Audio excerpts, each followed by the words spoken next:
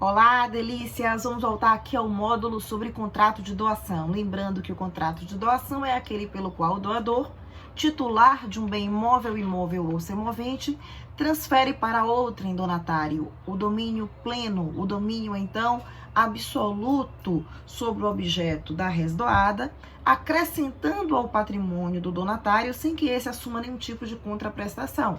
Há uma presunção, vamos rememorar também, que toda doação, a princípio, ela será por aí simples. Nada obsta, portanto, que o doador e o donatário contratem de forma expressa a vinculação de um elemento eficacial de um negócio jurídico, que pode ser o termo, a condição ou o encargo, tornando, então, essa doação uma doação vinculada a um elemento futuro incerto na condição, um elemento futuro e certo no termo, ou há um ônus, um dever jurídico no caso do encargo. Vamos falar então desta última situação, que é a doação modal, a doação com encargo.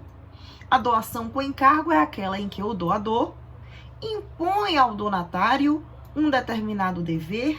Esse dever não é caracterizado como uma contraprestação, como um pagamento, mas como um ônus, um dever de cumprimento de alguma ordem, de algum comando associado a essa benesse, que pode ser de natureza altruística, como, por exemplo, ler histórias numa creche, num asilo de idosos, cuidar de uma praça, de um jardim, como pode ser, por exemplo, dar carona a uma determinada pessoa, ensinar direito civil a um colega durante um certo período de tempo, enfim, é um dever em razão de uma vantagem advinda. Exemplo, João determina a Maria que a esta doa a propriedade de um bem imóvel, impondo a Maria que determine, que disponibilize um dos quartos desse imóvel, esse imóvel é um apartamento de 3 quartos, que um dos quartos seja destinado, então, a abrigo de estudantes que venham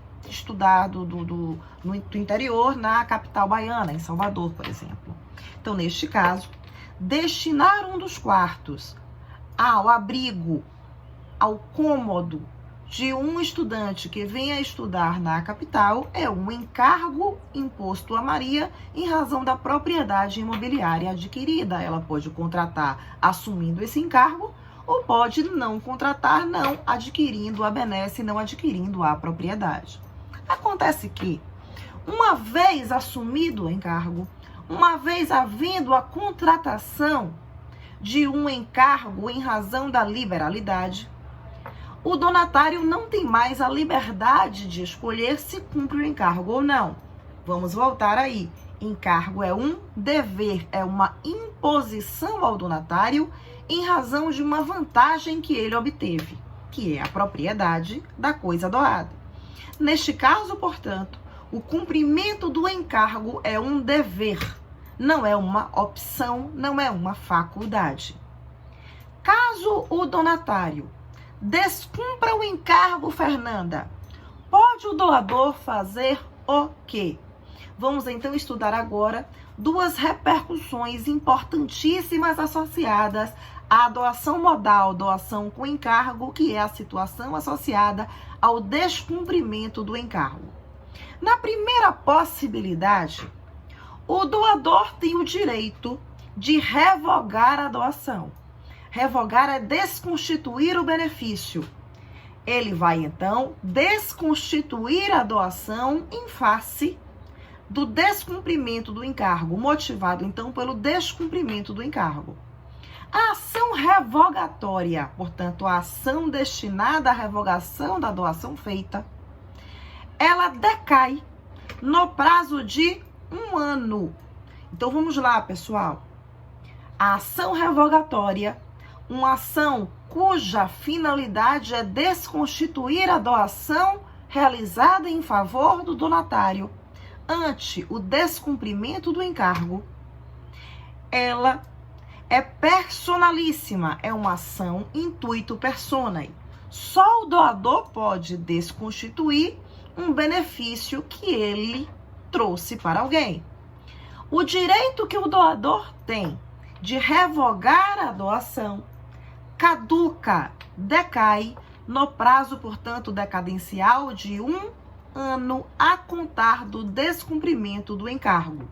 Descumprido o encargo, pode o doador, portanto, ajuizar a ação revogatória no prazo decadencial de 1 ano. Caso o doador morra sem ajuizar a ação, os seus herdeiros podem ajuizar a ação em seu lugar? Não, porque, volto a dizer, é uma ação personalíssima. Caso, no entanto, tenha ajuizado e morra no curso da ação, podem os herdeiros dar continuidade à ação já intentada. Encargo é um ônus, um dever associado a um contrato necessariamente gratuito. Encargo jamais virá associado a um contrato oneroso. Uma vez contratado, o encargo como elemento eficacial se torna obrigatório ao donatário, que não pode esquivar-se do cumprimento sob pena de submeter-se a uma ação revogatória em prazo decadencial de 1 ano ou uma ação de execução de obrigação de fazer num prazo prescricional de 10 anos. Uma outra possibilidade, uma outra situação, remete ao fato de que o doador pode interessar-se em exigir do donatário o cumprimento do munus, o cumprimento do encargo. Pode o doador, ao invés de escolher a opção revogatória, escolher ajuizar uma ação de execução de obrigação de fazer, cumprir o encargo, sob pena de multa abstrainte, a multa diária, a multa por dia de descumprimento, uma multa de caráter mandamental, uma multa judicial. Nesse caso, pode não só o doador, mas qualquer diretamente interessado ajuizar a ação para exigir do donatário o cumprimento do encargo. Podem, portanto, os herdeiros do doador falecido ajuizar tal medida. Pode o destinatário do encargo ajuizar a ação e, em último caso, até mesmo o Ministério Público. Pode, nos casos em que caiba a sua atuação, ajuizar a ação para exigir que o encargo seja adimplido. Por exemplo, numa situação em que o encargo beneficia um incapaz, numa situação em que o encargo beneficia uma instituição benemérita, um asilo de idosos, uma fundação, por exemplo, para a pesquisa da cura do Covid-19, por exemplo. Nestes casos, a ação, então, ela não é mais uma ação personalíssima. É uma ação que compete, cuja legitimidade ativa, ela compete a qualquer diretamente interessado, e o prazo para o pleito dessa ação executória é o prazo prescricional de 10 anos. Voltando ao contrato de doação, vamos falar de uma situação super importante em que a doação pode ser revogada pelo doador ante atos contraditórios ao favorecimento que este propôs ao donatário. É a situação, então, em que o donatário pratica os atos chamados de ingratidão. Ingrato é o donatário, é o favorecido que pratica os atos indicados no artigo 557 do Código Civil Brasileiro, entendido, então, como um rol exemplificativo. O artigo 557 do Código Civil não é um rol caracterizado como números clausos, um rol taxativo, mas um rol exemplificativo, conforme o enunciado número 33 da primeira jornada de direito civil, que acolheu o entendimento do Conselho da Justiça Federal. Rol taxativo é aquele que não admite interpretação extensiva. O artigo 557 do Código Civil, em suas hipóteses, é um rol meramente exemplificativo, ou seja, não esgota todas as possibilidades indicativas de ingratidão, admitindo interpretação extensiva que coadunem com as hipóteses lá constantes. Por esse entendimento, deixa de ser o artigo 557 um rol fechado para ser um rol que admite uma interpretação conforme as situações indicadas nos seus incisos. Então, é possível que o julgador, percebendo que o ato praticado pelo donatário foi um ato correspondente àqueles alinhados com o artigo 557, pode o julgador, então, entender, num caso concreto, que é possível a revogação da doação feita numa determinada situação litigiosa. Portanto, o que é que diz o artigo 557 do Código Civil? O Código Civil, então, diz o seguinte: se o donatário atentou contra a vida do doador ou se cometeu crime de homicídio doloso contra ele, perceba que não fala em homicídio culposo, mas sim em dolo. Então, se o donatário atentou, praticou atos atentatórios contra a vida do doador. Há uma recente decisão do STJ, num conflito originado do Tribunal de Justiça de Pernambuco, em que foi mantida a decisão de primeiro grau que autorizava a revogação de transmissão patrimonial de um ex-cônjuge a uma ex-companheira, ex-esposa.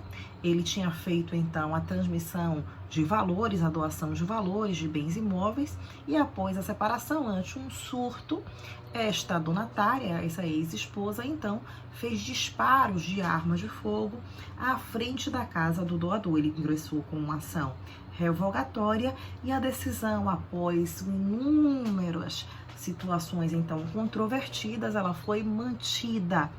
Então, entendeu o órgão julgador que a ex-esposa donatária, favorecida pelo ex-cônjuge doador, havia praticado, então, a conduta indicada no primeiro inciso do artigo 557 do Código Civil Brasileiro. Outro inciso: se cometeu contra o doador ofensa física. É preciso que exista uma interpretação, uma exegese, nesse caso, bem cuidadosa. Porque quando se fala ofensa física, não é qualquer ofensa física, mas aquela considerada como grave, a ponto de fazer com que exista um justo motivo e não um mero capricho para que o doador desconstitua o benefício trazido ao donatário. Terceiro, se o injuriou gravemente ou caluniou. Estamos falando aí no cometimento de crimes contra a honra do doador, ou se, podendo ministrar alimentos, recusou-se ao doador os alimentos de que este necessitava, ou seja, se o donatário, podendo prestar assistência econômica a título de alimentos ao doador, numa situação de necessidade, recusa fazê-lo injustamente. Nestes casos, é possível, então, que a doação seja desconstituída, devendo, para tanto, o doador ajuizar uma ação de natureza revogatória. O Código Civil foi tão sensível no que diz respeito, então, à conduta do donatário ingrato, que entendeu que se o ato de ingratidão for praticado não só contra o doador, mas contra seu ascendente, descendente, cônjuge ou colateral em segundo grau, portanto, irmão do doador, também há a autorização para a revogação da doação. Para tanto, o doador deve ajuizar a ação no prazo decadencial de 1 ano.